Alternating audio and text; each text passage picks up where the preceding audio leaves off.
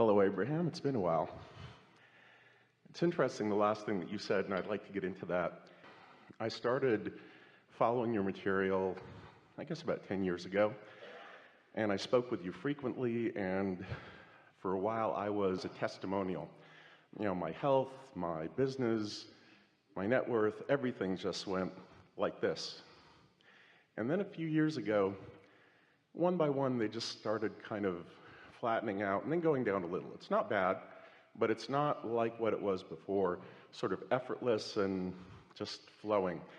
What were the thoughts that I was thinking that made that happen? We will help you sort that out. But before we do, we want to remind you that it is always an asking that is the beginning of new desires. And so when you first came into awareness of this conversation about creating your own reality in the way that we are presenting it here, you were like most people in that you had many desires that were not feeling to you like they were controllable. It's like when you pull the slingshot back, the further back you pull it, when you let go of it, the further your rock goes. And so with most of you, you had a lot of things bubbling in your vortex that had been bubbling there for a long time that you were not aware of. That's what we were just saying today. You were not aware of them. And once you began applying some of the softening of resistance techniques that we were offering, you became the realizer of more and more and more of them, and the allower of more and more and more of them. But it is so helpful that life causes you to keep putting more and more and more things, material, basis for creation, back into the vortex. And so recently we've been talking, we'll just give a little recap for the benefit of people that may not have heard it, and then we're going to tell you something new that we know you've also heard, but it's important to this conversation. So step one is life causes you to ask, and when you ask, it is given every time.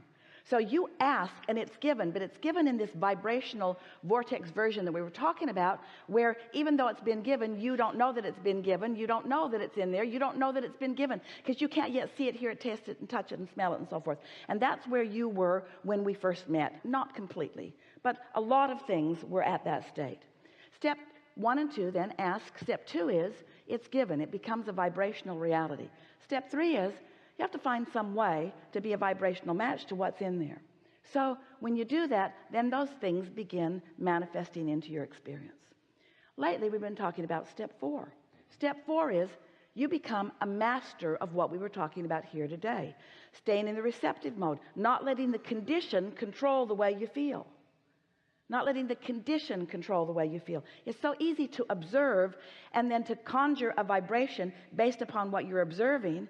And that's not mastery, because you've done step 1 and step 2, but unless you are able to hold yourself in a good feeling place.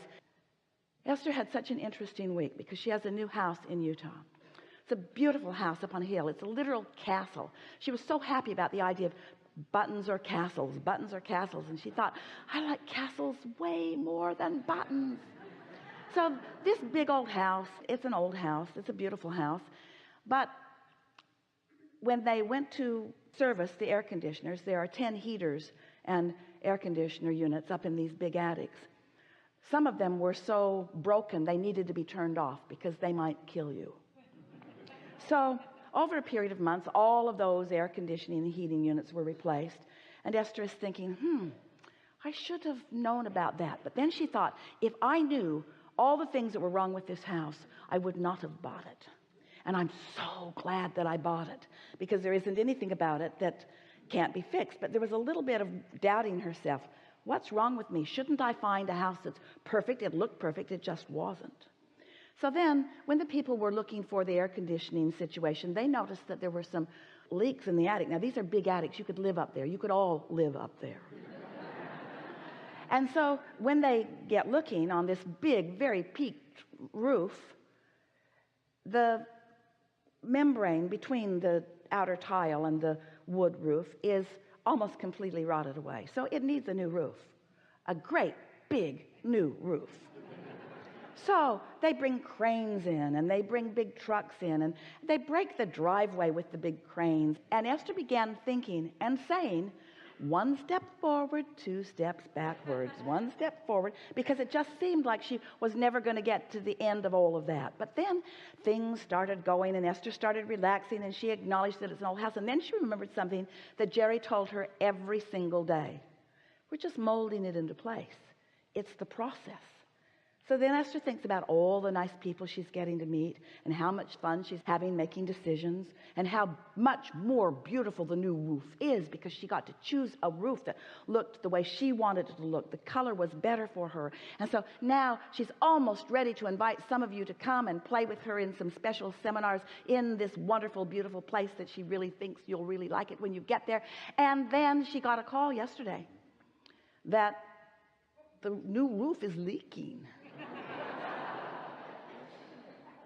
The new roof took months to put it up and cost is leaking. How can that be? I teach the science of deliberate creation. How can this be happening to me? So Esther says, well, we just have to do whatever we need to do. And so they begin looking, and they find that not only is it leaking, there are big chimneys. There are 17 fireplaces in the house, and they're big chimneys. She shouldn't have bought it, should she? No, she didn't. And the chimneys are stucco on the outside, and apparently they're absorbing water, and it's not the roof, it's sort of around the base of those. And so they're going to figure it out, and another really nice company is coming to help her with some really fantastic new thing that they're going to spray all over the house in order to stop it from leaking. And so Esther is thinking, well, it's just thoughts turning to things, and everything's coming into place. And then she got a call from someone who is overlooking her place in Del Mar, and they said during the storm the other night, a big tree blew over. Didn't cause any damage. It was right where her van that she just bought was sitting. And then Esther thought, I was going to leave that van right there. And then all of a sudden one morning I woke up and I thought, I think I'll drive that van out to Texas and show it to the kids. So she got up the next morning. She had a few days. She got in the van. She drove it to Texas. And the next day, a big tree fell right where the van was parked. And Esther thought, well, maybe I am more in the receiving mode than I'm giving myself credit for. Maybe I should start looking for the things, the thousands of things that are going well, and not put any emphasis on the things that are maybe not. And maybe I should accept that I am the creator of my own reality. And maybe I should accept that when things don't go the way I want them, that it causes a stronger desire to go into that vortex, and it becomes the beginning of more, that source and law of attraction are going to bubble into something. So there is more potential desire for me to receive. So that was our long way of saying to you that all of these things that are happening are causing you to put more into that vortex, because you can't make magnificent things. We've never said this before. Thank you so much. Things can't come from nothing. They have to come from something. They come from vibrational basis. And that's why you were born into this universe, into this time-space reality, with contrasting things to cause you to put more and more and more and more into the vortex, so that law of attraction has more and more and more and more that can come together, so that you can be the receiver of the new ideas. Because complacency has never been your style, and things going along just perfectly has never been your style. You must be reaching for something more. That's where the juice is. The juice is out on the leading edge, not on the complacent edge. The juice is out on the exaggerated, contrasting edge, not out of the, everything's perfect in my life edge. That's when there's no reason to mold anymore, you see.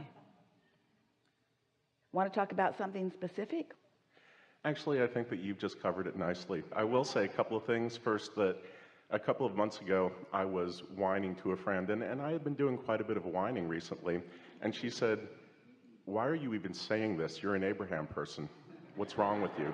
And Esther gets that all the time. She's not just an Abraham person. But I will say that my friend was absolutely right, and that kind of shook me a little bit. And over the last couple of months, things have turned around quite a bit, to the point where